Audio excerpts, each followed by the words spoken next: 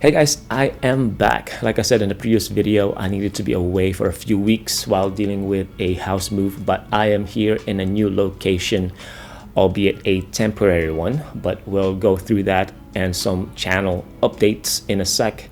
I also wanted to share some updates regarding some of the pieces that I bought in the last video, mainly from Bronson. How do they fit now and what I think about them after the first wash. But let's get started. First things first, like I said, this is a new location. I'm actually not in Southern California.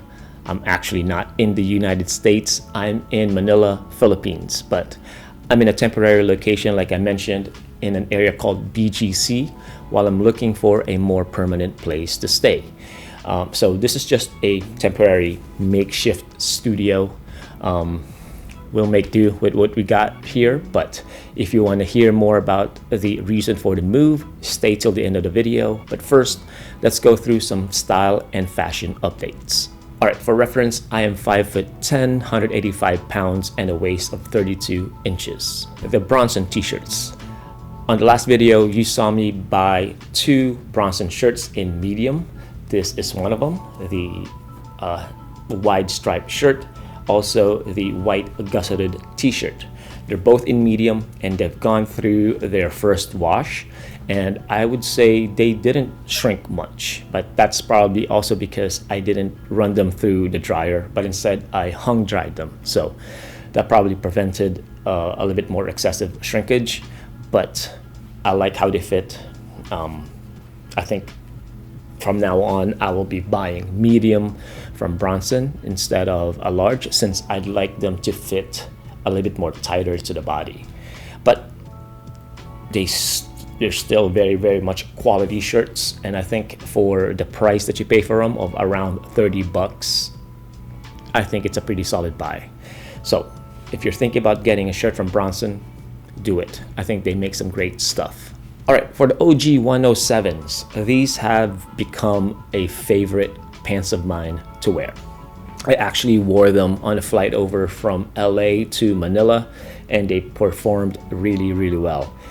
Love the size of the pockets. I basically stuffed a whole bunch of things in them, mainly the heavy batteries that I got while I was checking into my flight, so that they don't weigh my bags down. But such lifesavers, those pants pockets. I'm actually wearing them right now.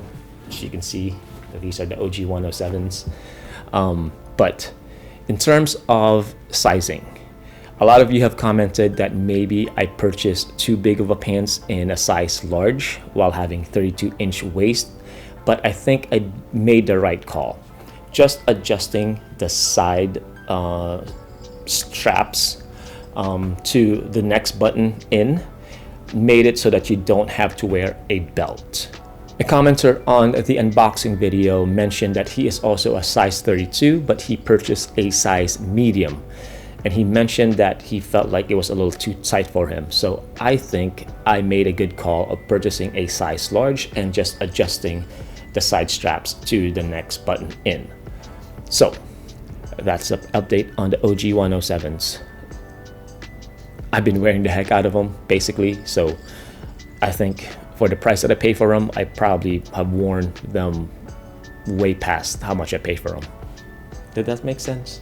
Anyways, point is, OG 107s from Bronson are a great buy as well. This is not a sponsored video. I paid for those pieces myself with my own money. But yeah, if you're thinking about getting the OG 107s, get them. Another purchase that I made in the unboxing video are these M65 parka, and what do you know, I've been getting a lot of use out of them because getting here in Manila, Philippines, they've just been hit with typhoons back to back. Actually, there is a super typhoon on its way here, but I think it's going to miss Manila just by a smidge. So right now it's just light rain and drizzle, but I'm still getting a lot of use out of these M65s, so that was also a very timely purchase for me. If anything, I wish I brought hooded parkas with me as well, instead of sending them through sea cargo, which will take 2 months for them to get here. But I have an M51 and also another parka from Pretty Green in that package. So, oh well, I got these instead. In terms of new purchases, I've only been here a week and it's been raining pretty much every day, so I haven't really gotten a chance to shop, but I did get a new pair of Birkenstock Boston in suede. Now these are in the soft bed version in a size 41. I'm usually a size 42 in sneakers, but I feel like sizing down a little bit to a 41 felt better for me. So just FYI. Now, another thing to note here is that they are very much overpriced.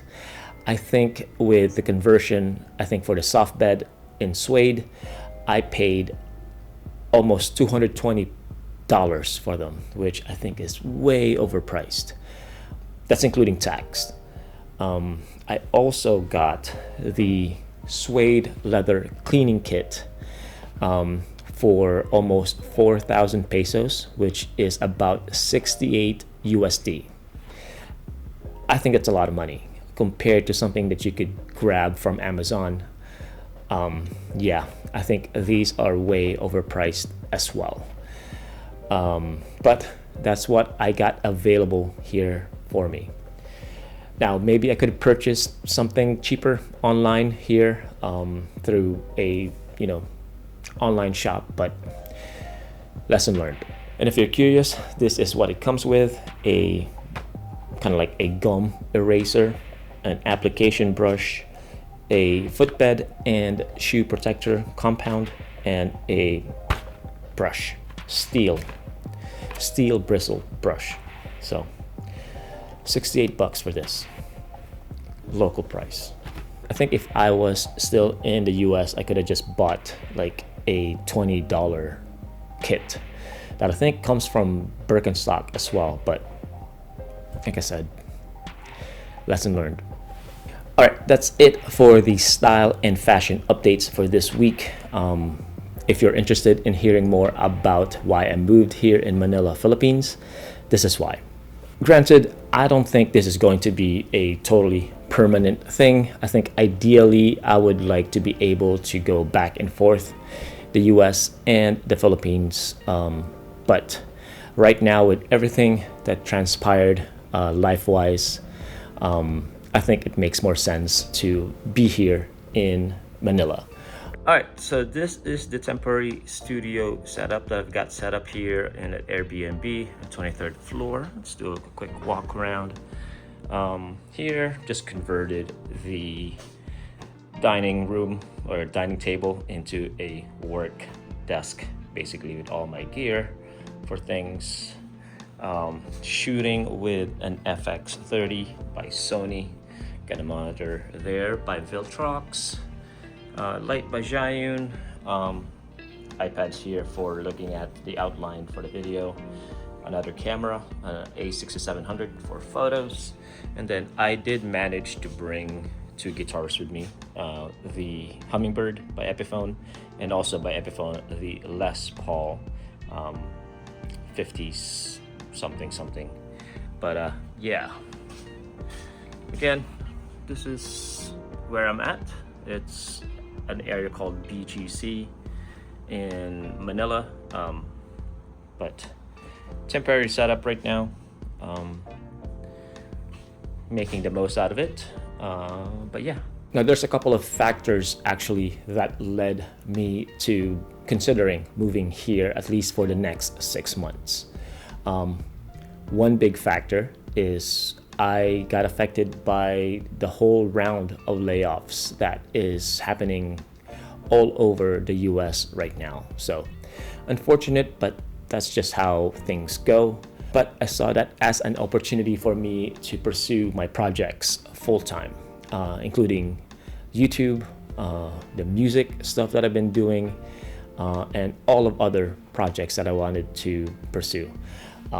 I have a little bit of money saved up that could give me a little bit more runway here in Manila instead of the US.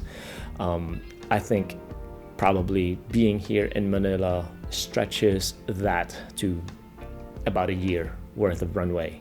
So That allows me to be a full-time content creator, basically. And with your help, if money starts coming in even more so through YouTube, that would be great. But yeah, that was one factor that made me move here. The other thing is just the things, how things are going on right now in the US is not ideal. Very, very high tension with everything going around.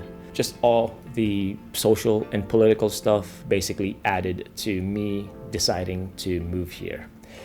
The other thing is I also have a house that I am actually getting constructed, and I think it's getting to that point that I would need to be here to basically supervise the construction of the place. So yeah, all of those factors combined, it just made more sense to be here in the Philippines for the time being. I think overall, the biggest thing is this allows me to pursue my personal projects, this channel, for example, full-time, which I am really, really excited about. So I got lots of ideas that I want to try out. If you have any ideas that you want to share of what you want to see in this channel, post them in the comment section below.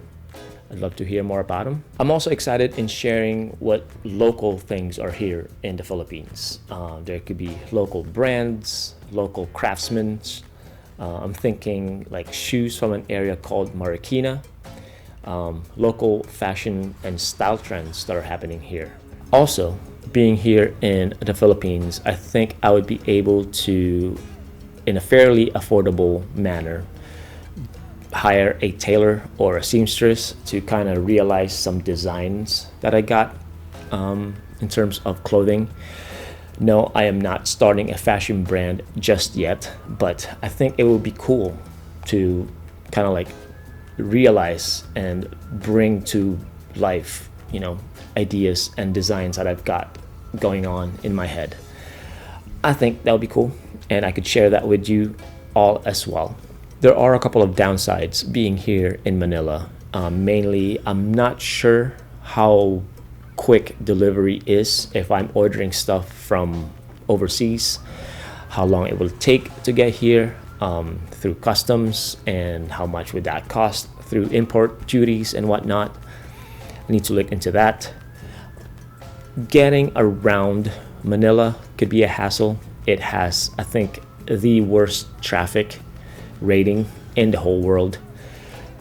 That's including New York, LA, and India.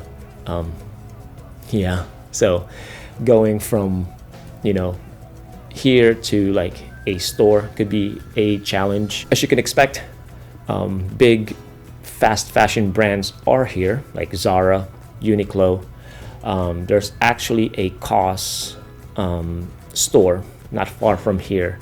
That's actually closer compared to when I was in San Diego. I'd had to drive all the way to LA to get to the nearest COS store, whereas here it's probably a 5-minute drive. So that's good. One good news. Overall, I'm just excited on the stuff that I could share with all of you now that I am technically a full-time YouTuber. I do think it's going to take me a few videos to get back into the swing of things, get acclimated, adjust to the new locale, but hopefully you'll stick with me. Anyways, if you found this video helpful, please do leave it a like, subscribe if you haven't, and I'll see you in the next one. Cheers.